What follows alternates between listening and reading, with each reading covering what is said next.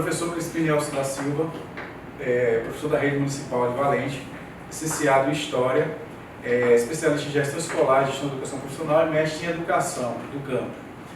A aula de hoje, História do Brasil, a História do Brasil nos apresenta contexto e recortes diferentes.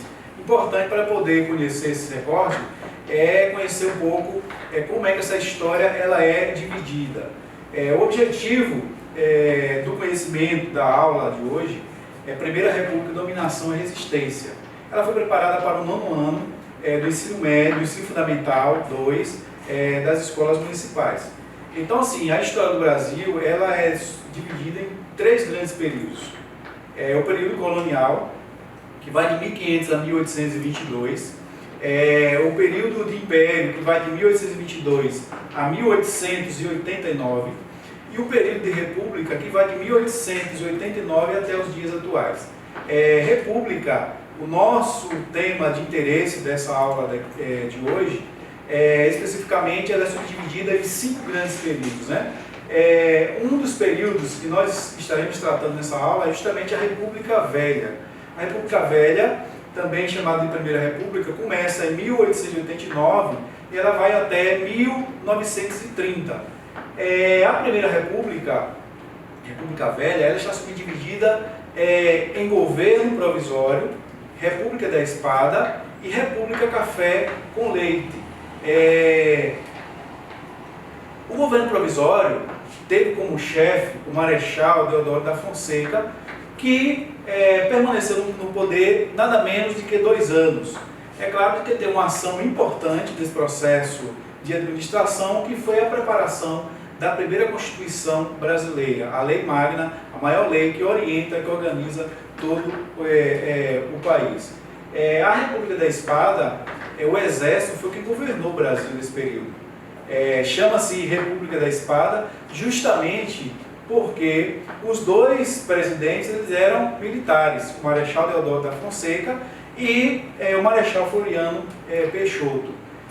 Dentre das características dessa Primeira República, chamada República Velha, nós gostaríamos de apresentar as práticas políticas que percorreram todo esse período.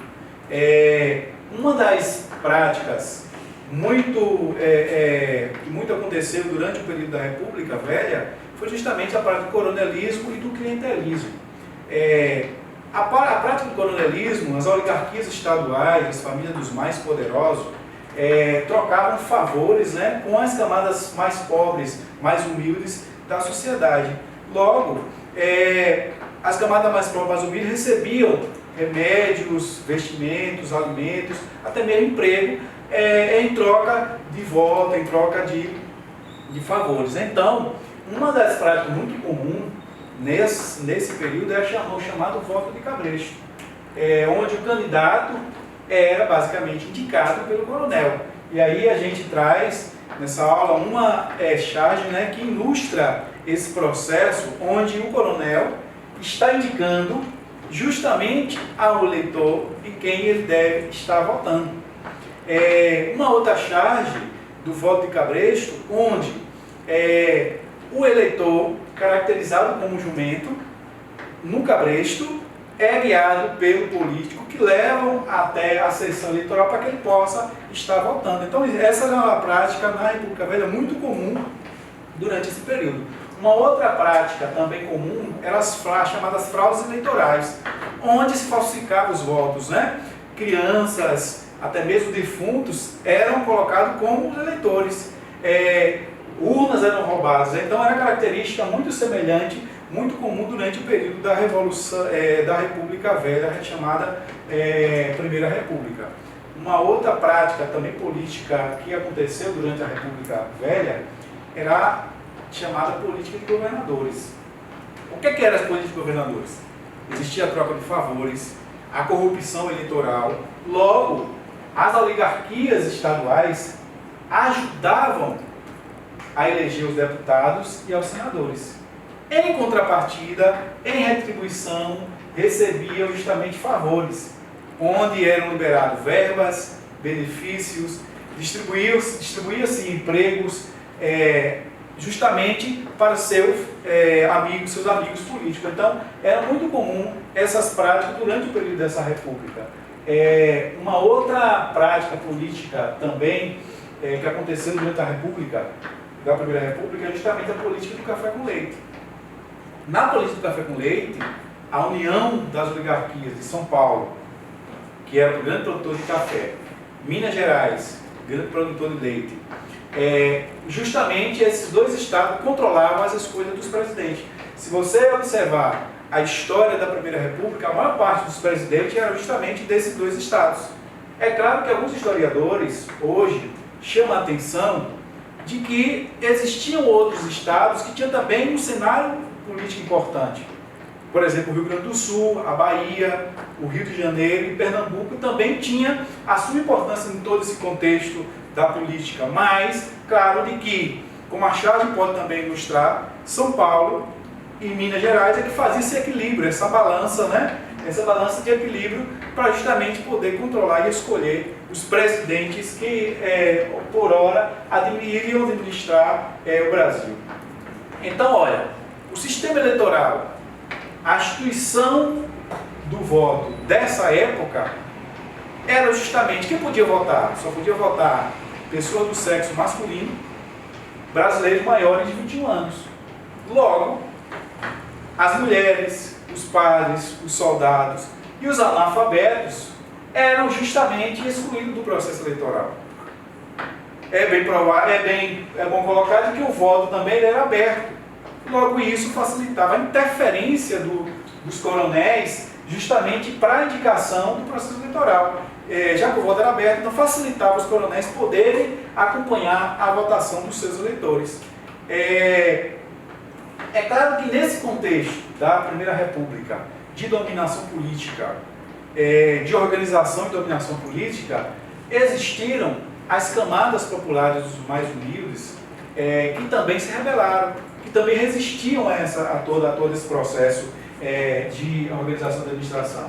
Então, quais foram as revoltas sociais, populares e políticas que surgiram justamente durante a Primeira República? As revoltas aconteceram em que contexto? Por que aconteceram essas revoltas? Então, logo, as revoltas sociais estavam justamente num contexto em que extremamente existia uma grande desigualdade social da população. A população era excluída da participação política. As eleições eram controladas pelos coronéis e pelas oligarquias. Existia um grande descaso do governo com os trabalhadores rurais e urbanos. Logo, não havia lei de proteção dos trabalhadores nessa época. O Nordeste sofria com as secas e uma grande decadência econômica. Então, juntando-se todos esses pontos, os mais humildes, algumas lideranças sociais, organizaram alguns movimentos, algumas revoltas, que ora nós poderíamos caracterizá-los. Quais foram essas principais revoltas? Tiveram revoltas que aconteceram justamente no contexto do campo, do contexto do rural. E aí nós podemos mencionar a revolta de Canudos, que aconteceu no sertão da Bahia, à margem do rio Vaza Barris, e quem era seu principal líder? O beato Antônio Conselheiro. Essa revolta justamente aconteceu durante o período de 1896 ao período de 1897. Quais as principais causas? Os habitantes de Canudos não pagavam impostos. Viviam sem seguir as leis estabelecidas pelo governo. Então isso incomodava o governo.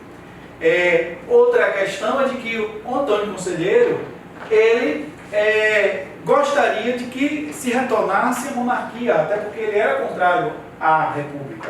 Então, nesse contexto dessas revoltas, o movimento messiânico caracterizado pela crença do retorno ao Messias, e aí a pessoa religiosa, no caso do Antônio Conselheiro, foi importante desse contexto, para poder organizar e liderar esse movimento que ora aconteceu na Bahia. Uma outra revolta importante que aconteceu durante o período da Primeira República foi justamente a revolta do Contestado, que aconteceu no sul do Brasil, entre as fronteiras de Paraná e Santa Catarina, onde também foi liderado por um líder religioso, o monge José Maria, e as principais causas dessa revolta foi justamente a construção da estrada de ferro entre São Paulo e Rio Grande do Sul. Além disso, a posse, né, de terra não regularizada, e aí justamente os trabalhadores rurais, né, eles gostariam que suas terras fossem regularizadas. Por isso se organizava um movimento justamente promovendo essa revolta que ora aconteceu à margem, né, do contexto rural. E aí, repetindo, as duas lideranças eram lideranças religiosas, justamente porque tinham a crença no retorno do Messias, né, da salvação da sociedade, salvação do povo, que acreditavam que era possível conseguir libertação a partir desse movimento e dessas revoltas. Nesse mesmo contexto existiam outras revoltas, mas aí já no contexto do urbano. Que aí nós apresentamos a revolta chamada Revolta da Vacina, né, que aconteceu em 1904. Onde foi que aconteceu? No Rio Grande do Sul. É bem bom lembrar que no Rio de Janeiro era a capital do Brasil nessa época, né? Quem era a principal liderança? Não a liderança do movimento, mas a liderança do processo de vacinação. O diretor sanitarista Oswaldo Cruz era presidente na época, o presidente Rodrigo Alves. Então, o diretor sanitarista Oswaldo Cruz foi que liderou esse processo de vacinação. Qual a principal causa dessa revolta? A implantação da lei de vacinação obrigatória para a população. Só que a população não era conscientizada, não tinha se feito um trabalho de comunicação, de orientação para que da vacina. Então, logo, a população como um todo se revoltou pelo processo da vacinação, não querendo participar desse momento que seria importante para a cidade de Rio de Janeiro, porque a varíola estava tomando conta, né? Inclusive, nós estamos vivendo um momento agora, né, de pandemia, e aí, naquela época, se tinha vacina para a varíola. Hoje, nós gostaríamos de termos, né, a vacina, e todos nós estamos conscientes da importância de que ela, para que pudesse controlar justamente o vírus. Nessa época, a população não tinha essa orientação. Uma outra revolta importante desse contexto que podemos trazer foi a chamada Revolta da Chibata, que aconteceu em 1910, e também aconteceu no Rio de Janeiro. E aí, assim, o líder principal, o João Cândido, ele, na verdade, liderou esse processo.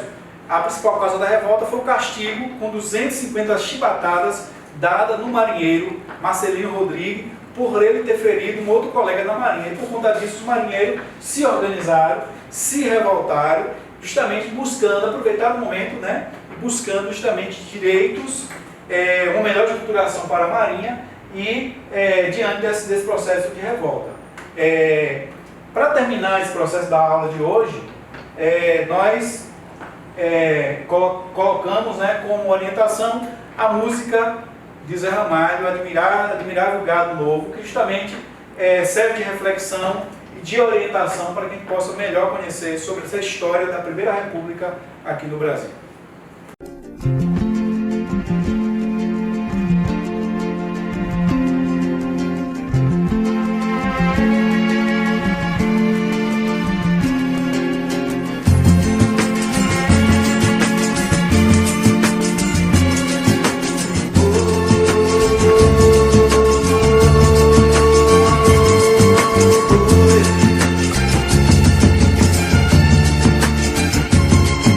Vocês que fazem parte dessa massa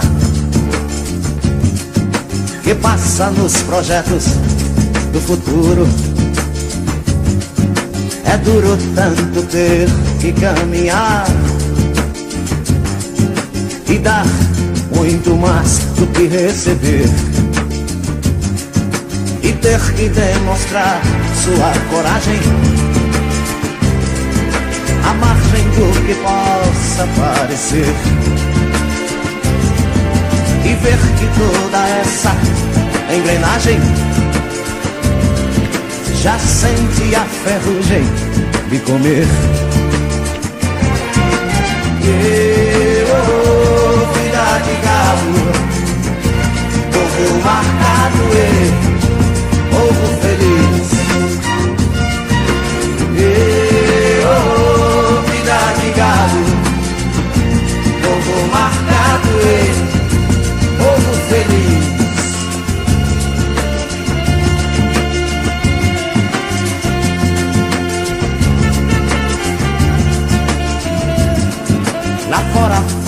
tempo confortável. A vigilância cuida do normal. Os automóveis ouvem a notícia. Os homens a publicam no jornal e correm através da madrugada. A única velhice que chegou. Demoram-se na beira da estrada e passam a contar o que sobrou. Vida de gado, povo marcado e povo feliz.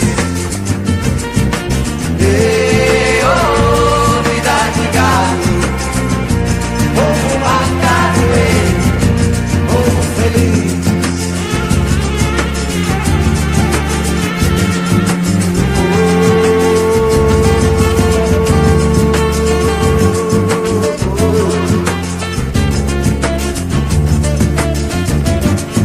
O povo foge da ignorância, apesar de viver tão perto dela,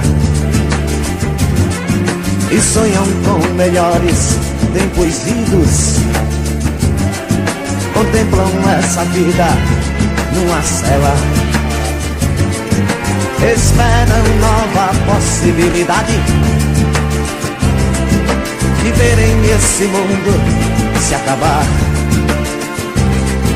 A Arca de Noé, o dirigível, não voam, nem se pode flutuar. Não voam, nem se pode flutuar. Não voam, nem se pode flutuar.